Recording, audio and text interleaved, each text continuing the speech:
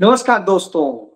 कॉकरोचों से आपको सावधान रहना होगा, क्योंकि कॉकरोच मरते नहीं हैं, बल्कि जगह बदल बदल के, तरीके बदल बदल के, रूप बदल बदल के आपके घर में घुस जाते हैं, किचन में घुस जाते हैं और तमाम जगह घुस जाते हैं और आपके हर चीज को जहरीला कर देते हैं। जी हां, ऐसा कर देते हैं कि आप बीमार पड़ते हैं, आप मर जाते हैं, आपके बच्चों का जीवन खतरे में पड़ जाता है और आपके पास कुछ नहीं बचता।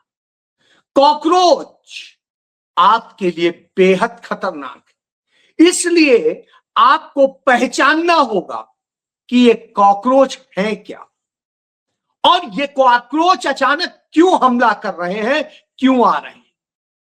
क्योंकि अचानक विदेश से इंपोर्ट करके कॉकरोच लाए जा रहे हैं, वैसे ही जैसे एक राजस्व सेवा का अधिकारी इंपोर्ट करके लाया गया था अरविंद केजरीवाल के रूप में, एक सेना का रिटायर्ड बंदा इंपोर्ट करके लाया गया था, जो भागा हुआ व्यक्ति था, ड्राइवर था वहां, वो अन्ना बन के आ गया था। एक इंपोर्ट करके लाई गई थी भारतीय पुलिस सेवा की अधिकारी किरण बेदी, और इसी तरीके से इंपोर्ट करके लाया गया था रामदेव, लाला रामदेव, और इसी तरीके से देश के तमाम सारे, कोई डॉक्टर, कोई इंजीनियर, कोई और उसके बाद में देश के तमाम बच्चे कॉकरोच बन के खड़े हो गए थे कि मैं भी अन्ना, और मैं भी अन्ना बनते ही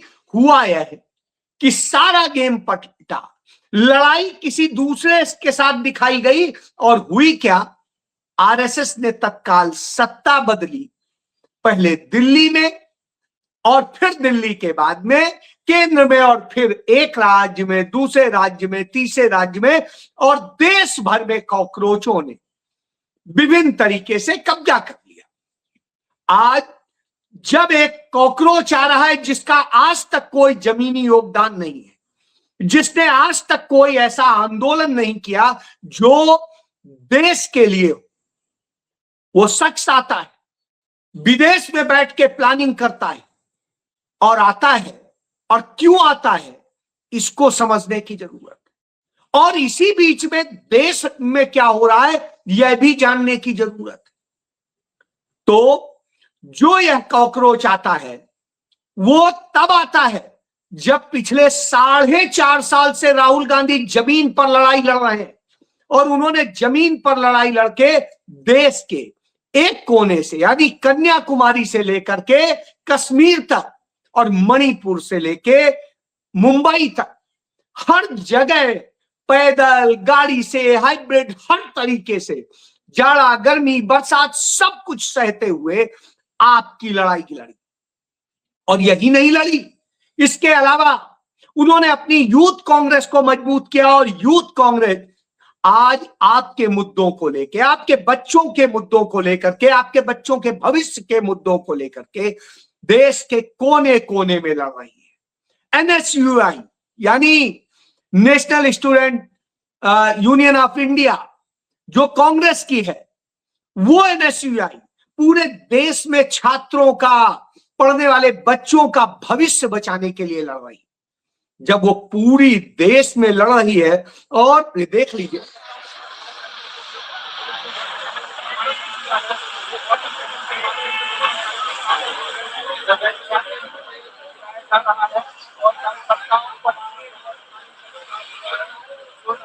अब आप सोच लीजिए, इस तरीके से कांग्रेस के लोग मार खा रहे हैं, गिरफ्तार किए जा रहे हैं, हमले हो रहे हैं, सब कुछ हो रहा है। ऐसी स्थिति में जब इतना गंभीर संघर्ष करके, लड़ करके आपके हकों के लिए उन्होंने जमीन बनाई, तो ऐसे में अचानक एक सोशल मीडिया से पैदा की गई कॉकरोच जनता पार्टी, वो आती है, पहले कहती है हमारा कोई जमीनी वो नहीं है, हम तो सिर्फ सोशल मीडिया के हैं, और फिर अचानक कहता है कि हम 6 तारीख को आएंगे, दिल्ली एयरपोर्ट पे उतरेंगे, और फिर ये, और इसी तरीके से तमाम गोदी मीडिया उसका प्रचार कर रहा है। अब आप समझ लीजिए गोदी मीडिया किसका प्रचार करता है।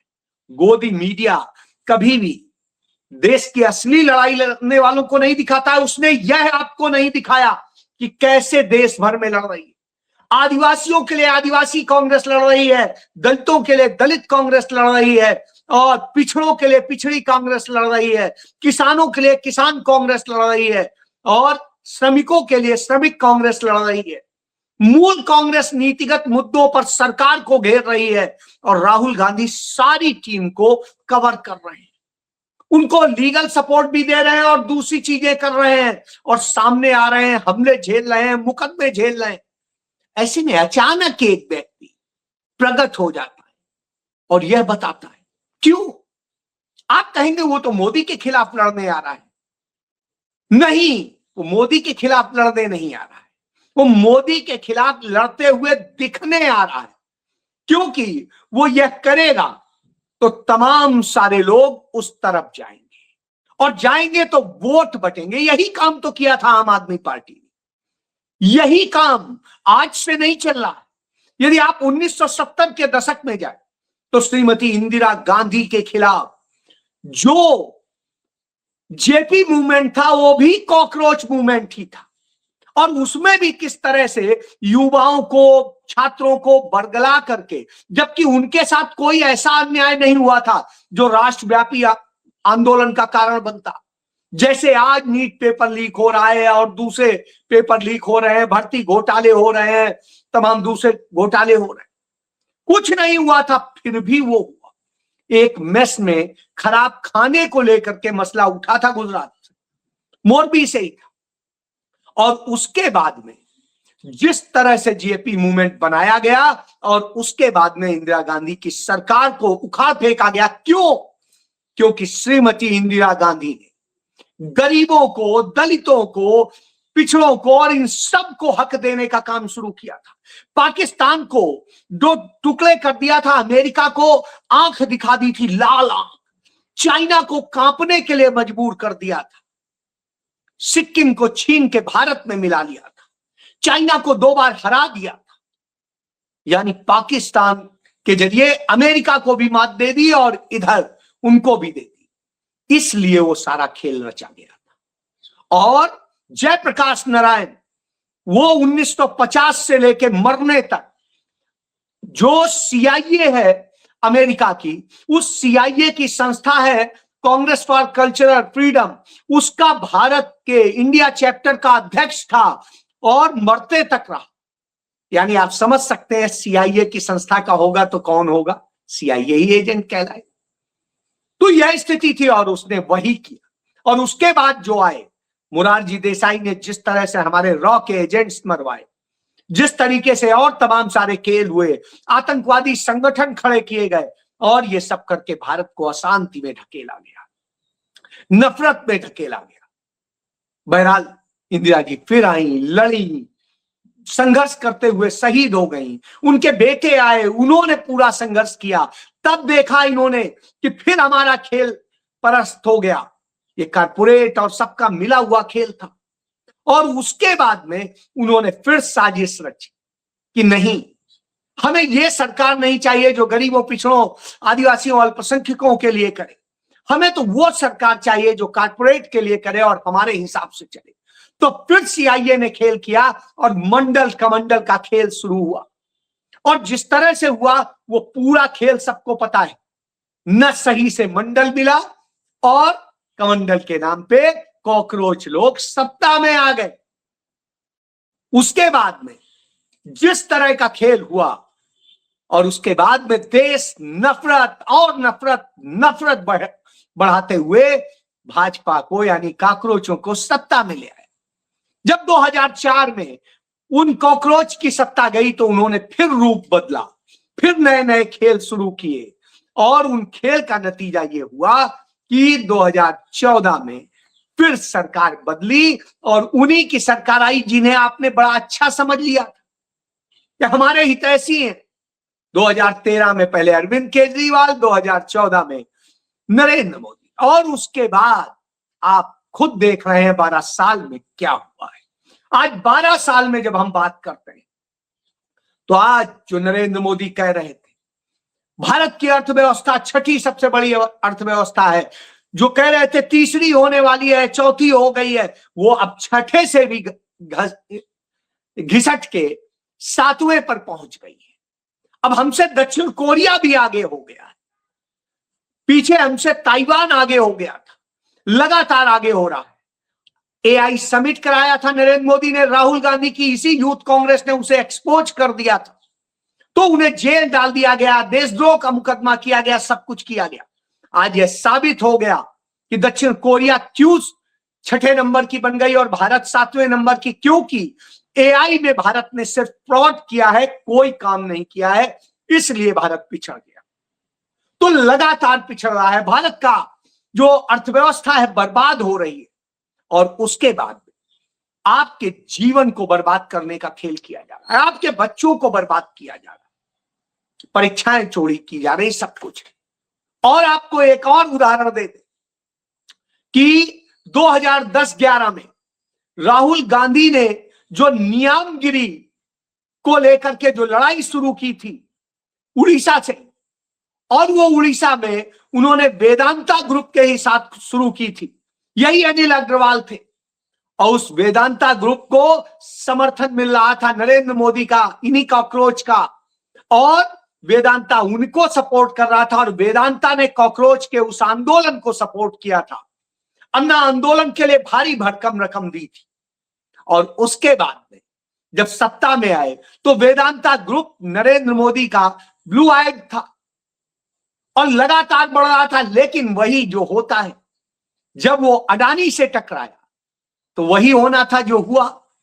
अडानी जेपी एसोसिएट्स की कंपनियां चाहता था तो उसे सस्ते में दे दी गई, और वेदांता जो 17,000 से अधिक उसका पेमेंट दे रहा था उसे नहीं दी गई, 14,000 में अडानी को दे दी। उसने कहा हम सुप्रीम कोर्ट जाएंगे, उसने अपनी कंपनियों के मर्जर का प्रस्ताव पेश किया, और ऐसे में अचानक वो सुप्रीम कोर्ट जाए उसके पहले ही उसके यहां छापे पड़ गए ईडी के। जी हाँ, ईडी के छापे पड़ जाते हैं जैसे ही आप सच बोलने लगते हैं या आपका ज्ञान आ जाता। क्यों आया उनको ज्ञान? क्योंकि इसी साल उनका बेटा, इकलौता बेटा, वो दुनिया में नहीं रहा था, जवान बेटा था, निश्चित रूप से दुखद स्थिति है। तो उसके बाद उन्होंने अपनी संपत्ति का 70% हिस्सा डोनेट कर दिया था कि अब वो सोशल उसमें लगेगा, अब मुझे क्या करना है। मतलब वो टूट से गए थे तो उन्होंने लड़ाई खोल दी, सच के साथ खड़े होने लगे। जैसे ही वो सच की तरफ बढ़े ईडी आ गई, तो साहब ईडी के छापे उनके घर इस समय चल रहे हैं, और जब ईडी के छापे चल रहे हैं बहाना दिया जा रहा है उन्होंने फेमा नियमों का उल्लंघन किया है। क्या किया है यह नहीं पता है, ये वैसे ही है जैसे एक दिन मेरे यहां ईडी आ गई, उसने नोटिस थमाया कि आपको बुलाया गया। मैं तय वक्त पर ईडी के यहां गया, मैं सोचा है क्या पूछेंगे मेरे से, किराए के घर में रहता हूं, मेरे पास क्या है, 1 घंटा लगेगा, 2 घंटा लगेगा। लेकिन उन्होंने क्या किया, 12 घंटे मुझे बैठाए रखा। 12 घंटे क्या सवाल पूछे मैं अभी नहीं बता सकता, और फिर उसके बाद बोले कल फिर आना है। अगले दिन फिर 8 घंटे रखा, और 8 घंटे में क्या क्या पूछा, वही सवाल, वही सब कुछ, और उसके बाद कहा ठीक है जाइए। जब देख लिया ये शख्स टूट नहीं सकता है, डर नहीं रहा है, तो ठीक है जाइए। चला आया, उनका फिर बुलाएंगे, मैंने कहा 4 बार बुलाइए। अब आप सोचिए यह स्थिति है, और जब यह स्थिति हो तो हमें आपको पूरी तरीके से समझना चाहिए। तो ये कॉकरोच असलियत में वही हाफ पैंट वाले, वही खाकी निक्कर वाले, और वही ये गेम प्लान करते हैं। डीप स्टेट से उन्हीं के कनेक्शन, वही डीप स्टेट के साथ, क्योंकि आपने देखा है कि 92 और 93 में नरेंद्र मोदी ही डीप स्टेट के स्कूल में ट्रेनिंग लेने गए। आरएसएस के ही लोग वहां ट्रेनिंग लेने जाते हैं, आरएसएस के ही लोग चाइना में जो कम्युनिस्ट पार्टी का स्कूल है वहां ट्रेनिंग लेने जाते हैं, और आरएसएस के दफ्तर में ही चाइना के उस लोग आते हैं। तो अब आप समझ सकते हैं कि सारे कनेक्शन कहां से, तो चाइना, अमेरिका और ये सारे कनेक्शन यूं भी जोड़ सकते हैं कि जिस तिब्बत को हमने कभी भी चीन का नहीं माना था, जब सिर्फ 13 दिन के प्रधानमंत्री बने थे अटल बिहारी वाजपेयी 96 में, तब उन्होंने उसको मंजूरी दी थी और आधिकारिक तौर पे उसकी घोषणा हुई थी 2003 में, जब वो दोबारा पूर्ण प्रधानमंत्री थे। तो अब आप समझिए चलते चलते भी वो चाइना को हक दे के चले गए और अक्साई चीन उन्हीं का मान गए, तिब्बत उन्हीं का मान गए, और इस स्वीकृत से हमने एक अपनी बहुत बड़ी हार स्वीकार कर ली थी। अब नेपाल जैसा देश जो डीप स्टेट के ही बूते, वहां जो आंदोलन हुआ और जिस तरह का खेल हुआ, उसका नतीजा है कि वहां जो प्रधानमंत्री बना है बालेन शाह, वो कहता है हमने भारत की इतनी जमीन दबा ली, कई हजार एकड़ उसने हमारी जमीन दबा ली, और नरेंद्र मोदी और उनकी सरकार एक जवाब भी नहीं दे पा रही। यह बात उसने अपनी संसद में कही, फिर भी नहीं कर पा रहे। क्यों ऐसा, क्यों डर रहे नरेंद्र मोदी?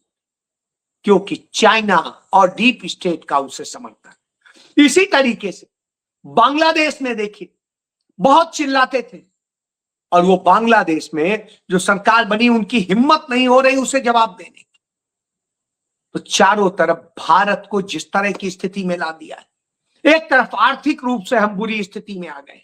आज हालत यह हो गई है, जब क्रूड ऑयल $98 से भी नीचे है, यानी $98 प्रति बैरल से नीचे है, तब भी हमें महंगा तेल दिया जा रहा है, जबकि जब बढ़ा था तो हमसे बड़ी कीमत ली गई, लेकिन घटने पे घटाया नहीं जा रहा। यही पहले भी हुआ था कि जब $22 प्रति बैरल पे भी पहुंच गया था तो हमें राहत नहीं दी गई थी, नरेंद्र मोदी और उनके चहेतों ने कमाया था। यही बात तो राहुल गांधी ने बताई थी कि जीएमआर के हाथ में मुंबई का एयरपोर्ट हुआ करता था, और नरेंद्र मोदी ने वहां उसके यहां सीबीआई ईडी की रेड डलवा के और कैसे वो अडानी को दिलवा दिया। वही काम अब वेदांता के साथ हो रहा है कि नहीं, जनता को मत बांटो, ये सारा जो है अब दे दो अडानी को, सौंप दो, कोई जरूरत नहीं है तुम्हारी। ये वही अनिल अग्रवाल है, वेदांता के मालिक, जो नरेंद्र मोदी को भगवान बता रहे थे, न जाने क्या क्या बता रहे थे, और उनके हर गलत में साथ खड़े हुआ करते थे। आज उनको भी खत्म किया जा रहा है। यही मैं आपको बताना चाह रहा हूं, ये लोग इसी तरह खेल खेलते हैं। पहले आपको यूज करते हैं, आपको और करते हैं, और बाद में आपको निचोड़ के फेंक देते हैं। आम आदमी पार्टी इसी का उदाहरण। जिस तरह अरविंद केजरीवाल और अन्ना और सबका इस्तेमाल करके सत्ता बदली गई और सब कुछ किया गया, बाद में जब उनका काम खत्म हो गया तो साइड लाइन। और जो अब डिजिटल पे पार्टी बनाई जिसने, कॉकरोच जनता पार्टी, उसका भी यही हाल है। वो अभिजीत दीप के, वो है कौन?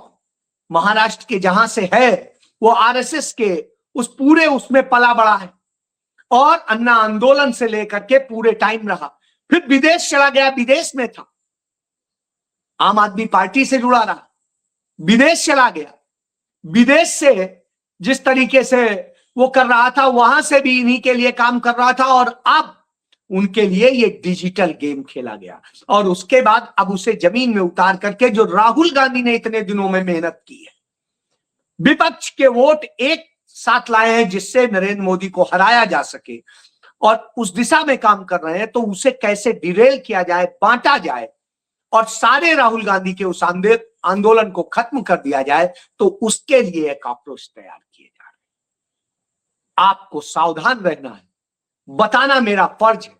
मैं सारे संघर्ष, सारी पीड़ा सहते हुए, पुलिस सह रहा हूं, मुकदमे सह रहा हूं, सीबीआई सह रहा हूं, ईडी सह रहा हूं, फिर भी लड़के आपको सच बताता हूं। मैं तो कोई राजनीतिक व्यक्ति नहीं, और जब सही बताता हूं तो नरेंद्र मोदी को दर्द होता है, तो मेरे जैसे पत्रकार के यहां ईडी भेज देते हैं। साहब मिलना तो कुछ है नहीं, परेशान तो कर ही सकते, 3 दिन 4 दिन मेंटली डिस्टर्ब कर सकते हैं, इसीलिए मैंने 2 दिन आपका वीडियो भी नहीं बनाया था। तो अब आप समझ सकते हैं 2 दिन में कितने उसमें था। तीसरे दिन बहुत पीड़ा में था क्योंकि इतना ज्यादा हेडेक हो गया था, 4 रातों से सोया नहीं था। तो स्वाभाविक सी बात, क्योंकि जितने उन्होंने कागज मांगे थे वो इकट्ठे करने में मेरी हालत बिगड़ी हुई थी, पूरे खानदान परिवार सबके। तो यह स्थिति है, इस तरह से ये प्रताड़ित करते। लेकिन जो डर गया सो मर गया। अब फैसला आपको करना है, क्योंकि राहुल गांधी एक सच की लड़ाई लड़ रहे हैं। यदि इस वक्त भी हम नहीं साथ खड़े हुए तो हमारे लिए अब कोई दूसरा विकल्प नहीं, बाकी सब बिक जाएंगे। अकेला राहुल गांधी है जिसे वो जानते हैं खरीद नहीं पाएंगे, इसलिए ये कॉकरोच के गेम खेले जा रहे हैं। जी हां, जय